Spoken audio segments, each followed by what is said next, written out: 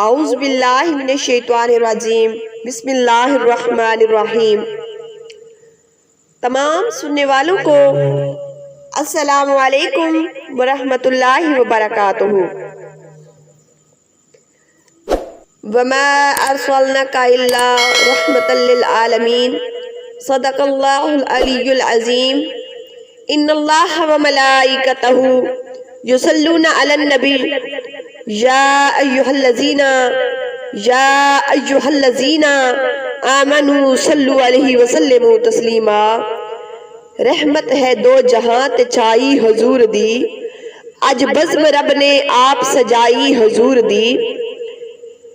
میں نے قرآن پاک کی بہت ہی معروف آیت کریمہ تلاوت کرنے کی سعادت حاصل کی ہے۔ اللہ تعالیٰ ارشاد فرماتا ہے کہ وَمَا أَرْسَلْنَاكَ إِلَّا رَحْمَةً لِّلْعَالَمِينَ، اے محبوب ہم نے آپ کو تمام جہانوں کے لیے رحمت بنا کر بھیجا ہے، اور ہمارا عقیدہ ہے کہ حضور رحمت ہے اور عالمین کے لیے رحمت ہے۔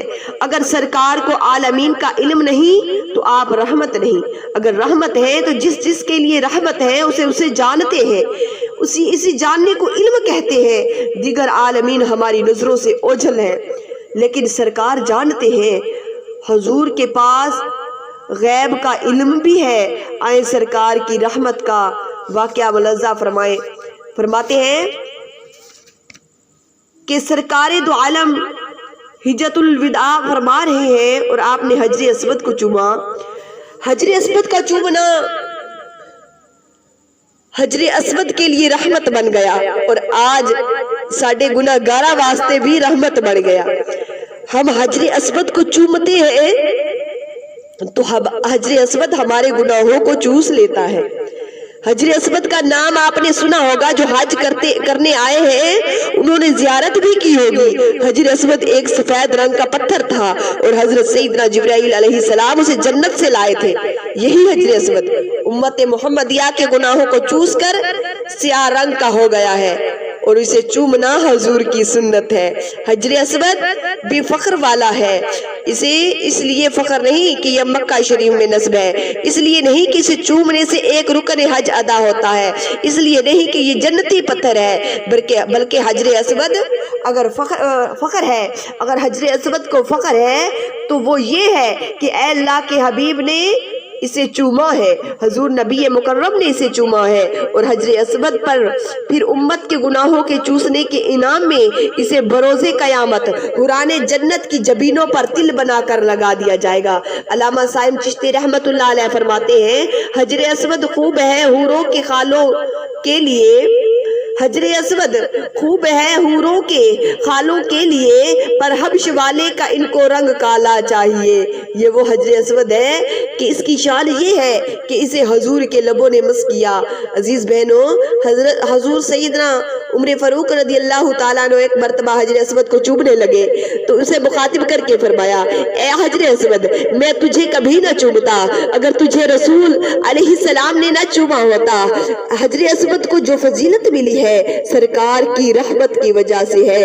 حضور نے حجر اسود کو اس لیے چوما تھا کیونکہ حجر اسود پتھر تھا، اور پتھر بھی عالمین میں شامل ہے۔ سرکار نے حجر اسود کو چوم کر رحمت کا حصہ پتھر کو بھی عطا فرما دیا، تاکہ پتھر یہ نہ کہہ سکے کہ میں بھی عالمین میں سے تھا، یہ میرے لیے رحمت کا حصہ کیا ہے۔ تو سرکار نے پتھر پر رحمت فرمائی، اور یہ آیت مبارکہ سب کے دلوں میں اتر گئی، وَمَا أَرْسَلْنَاكَ إِلَّا رَحْمَةً لِّلْعَالَمِينَ۔ مسجد نبوی شریف میں ایک ستون تھا جو کہ کھجور کے درخت سے تیار کیا گیا تھا۔ اس ستون کا نام ستون حنانہ تھا۔ سرکار جب بھی خطبہ فرمانے لگتے تو اس ستون کے ساتھ ٹیک لگا دیتے تھے، اس لیے کہ ستون حنانہ لکڑی کا ہے۔ لکڑی کو بھی آپ نے رحمت کا حصہ عطا فرما دیا کہ اللہ تعالیٰ اس ستون کو جنت میں داخل فرمائے گا۔ اللہ تعالیٰ نے اس ستون کو احساس عطا فرما دیا تاکہ جب محبوب کے ساتھ ٹیک لگائے اس ستون کے ساتھ تو وہ مکمل طور پر حضور صلی اللہ علیہ وآلہ وسلم کی رحمت سے سرشار ہو جائے۔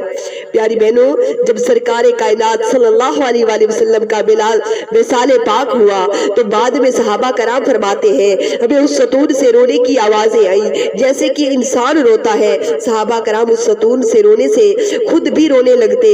جب وہ ستون روتا تو اس کی اتنی دردناک آواز تھی کہ صحابہ کرام جب وہ رونے کی آواز سنتے تو خود بھی رونے لگتے. علامہ سائم چشتی رحمت اللہ علیہ فرماتے ہیں غم تیرے چ محبوبہ غم تیرے چ محبوبہ غم تیرے چ محبوبہ تھم رو پے کھجوراں دے غم تیرے چ محبوبہ تھم رو پے کھجوراں دے انسان ہے میں کیوں غمے ہجر دا جر جاواں انسان ہے میں کیوں غم ہجر دا جر جاواں. اللہ تعالیٰ فرماتا ہے وما ارسلناک الا رحمۃ للعالمین. فرمایا کہ معراج دی رات جدو سرکار دو عالم صلی اللہ علیہ وآلہ وسلم ہم کلام ہوئے ملاقات واسطے تشریف لے کے گئے. عرش اعلیٰ کو بھی اللہ تعالیٰ نے میزان بنا دیا تاکہ محبوب کی رحمت کا حصہ اسے بھی مل جائے. حضور عرش پر جلوہ گر ہوتے ہیں اسے رحمت عطا فرماتے ہیں. حبیب خدا عرش کا مہمان بن گئے. پیاری بہنوں عرش کو دولت نہیں چاہیے عرش کو کھانے کی حاجت بھی نہیں ہے اس لیے عرش کو جس کی تمنا تھی سرکار نے اپنی رحمت سے پوری فرما دی. وما ارسلناک الا رحمۃ للعالمین. جب سرکار دو عالم صلی اللہ علیہ وآلہ وسلم مکہ مکرمہ سے ہجرت فرما کر مدینہ طیبہ تشریف لائے مدینہ میں جو بیماریوں کا گھر تھا جہاں لوگ جانے سے ڈرتے تھے جس کا نام یثرب تھا حضور نے اپنی رحمت سے مدینہ والوں کو فیض یاب فرمایا اور یثرب کو مدینہ بنا دیا. بیماریوں کے در کو شفا کا گھر بنا دیا. جس پانی سے بیماریاں پھیلتی تھی اسے آب شفا بنا دیا. جس فضا سے تکالیف آتی تھی اس فضا کو فضائے شفا بنا دیا. یہ حضور کی رحمت ہے جب یہ اللہ پاک فرماتا ہے وما ارسلناک الا رحمۃ للعالمین. پیاری بہنوں فرماتے ہیں کہ حضرت سیدنا آدم علیہ السلام شیطان کے ورغلانے سے جب گندم کھا چکے تو اللہ تعالیٰ نے نظام کائنات چلانے کے لیے حضرت سیدنا آدم علیہ السلام کو زمین کے ایک جزیرے سے کے سر اندیب پہ اتارا. حضرت آدم علیہ السلام بخشش و مغفرت اور اللہ کی رحمت طلب کرتے رہے اور اس معمول میں 350 سال گزر گئے لیکن رحمت کا پروانہ حضرت آدم علیہ السلام کے پاس نہ آیا. پھر آدم علیہ السلام نے رسول مکرم صلی اللہ علیہ وآلہ وسلم کے وسیلہ سے دعا فرمائی تو حضرت جبرائیل امین علیہ السلام پرواز کر کے پروانہ رحمت لے کر حاضر ہو گئے. حضرت آدم علیہ السلام نے فرمایا اے جبرائیل میں نے 350 سال ریاضت کی عبادت کی بخشش کے لیے دعائیں کی لیکن کچھ نہ بنا. آج میں نے تو حضرت محمد مصطفیٰ صلی اللہ علیہ وآلہ وسلم اور کے آل پاک کے وسیلہ سے دعا کی تو فوراً قبول ہو گئی. کیا وجہ؟ حضرت جبرائیل علیہ السلام نے کہا اے آدم جس ہستی کا وسیلہ آپ نے ڈالا ہے اس کی شان یہ ہے کہ وما ارسلناک الا رحمۃ للعالمین وما ارسلناک الا رحمۃ للعالمین. آپ کو پروانہ بخشش آپ کی عبادت کی وجہ سے نہیں ملا بلکہ حضور اکرم صلی اللہ علیہ وآلہ وسلم کی رحمت کا حصہ ملا.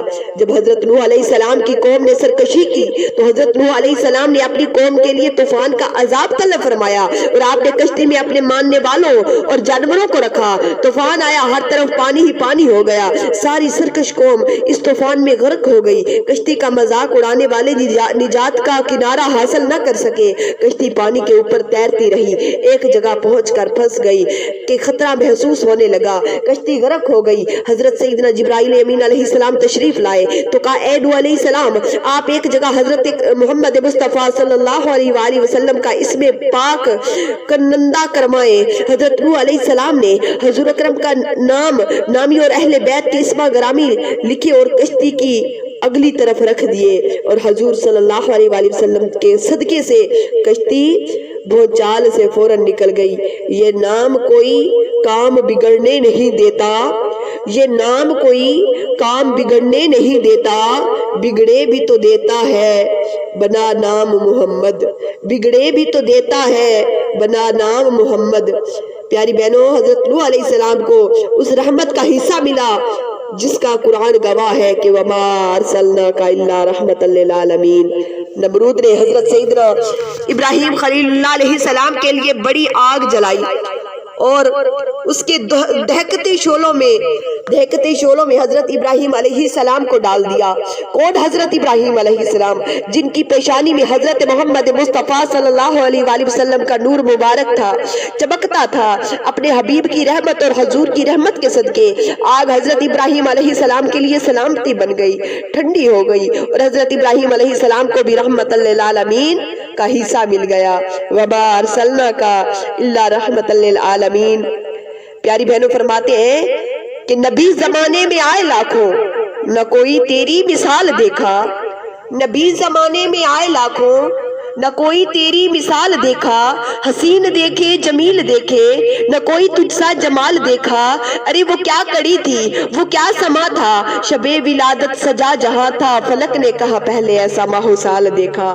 ہمیں تو جو کچھ بھی ملا ہے نبی کے در سے ملا ہے، علی کے گھر سے ملا ہے۔ ولیوں کو ولایت ملی تو اسی در سے ملی، کوئی تابی بنا ہے تو اسی در سے بنا ہے، کوئی صحابی بنا ہے تو اسی در سے بنا ہے۔ میری پیاری ماں بہنوں، حضرت یوسف علیہ السلام نو جڑا حسن ملیا سی نا، میرے آقا مولا کائنات دی نالین دی خیرات دا جوڑا سی، کیونکہ حسن یوسف پہ کٹی مصر میں گشت و زنا۔ ارے تیرے نام پہ سر کٹاتے ہیں آج بھی مردان عرب۔